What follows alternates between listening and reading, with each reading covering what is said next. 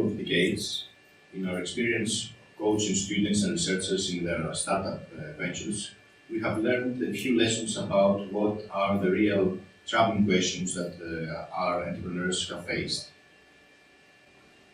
The first question is rather existential. Why should we exist?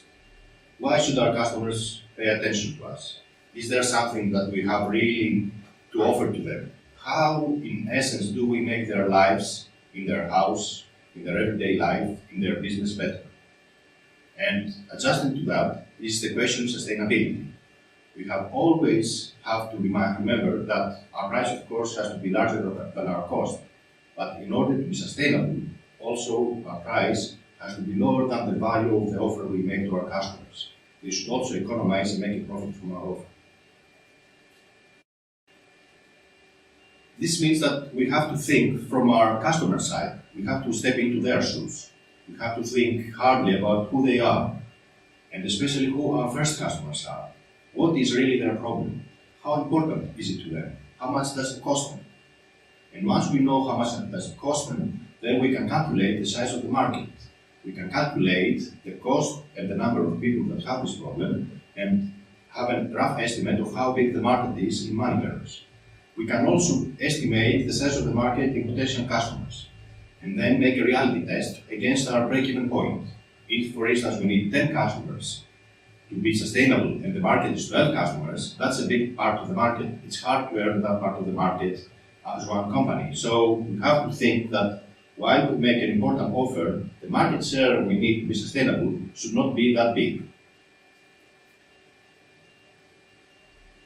The next step is to come more down to earth, to be more practical.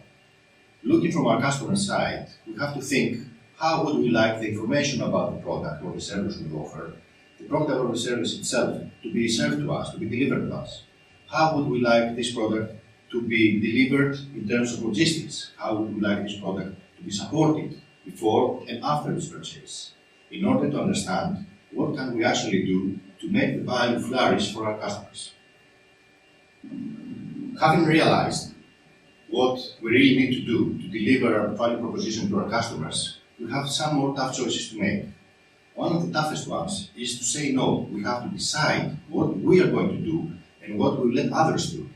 What we will build on other people's shoulders because they're better, they're bigger, or they have more experience.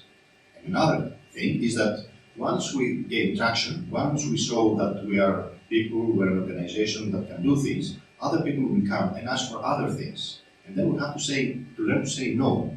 We have to learn to say no to proposals, to demands that sidetrack us from our main mission to deliver the value we have desired. People say that the most important part of a company is the team, the entrepreneurial team. The idea will change, the production plan will change, the marketing plan will change, but the team itself is very hard to change, and once it changes, then the equilibrium of the team will also change. So we have to think hard about who we invite in the team. It's not just a matter of skills, it's not just a matter of allocation of tasks, it's a matter of chemistry, it's a matter of values, and in that chemistry we have to think ahead of problems that may arise. It's better not to share our company with friends, with relatives, because we are familiar with them, because we like them. We have to make tough business decisions about the team we build.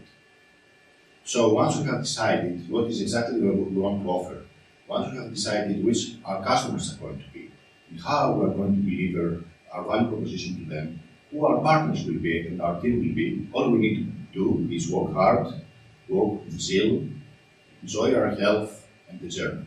Thank you.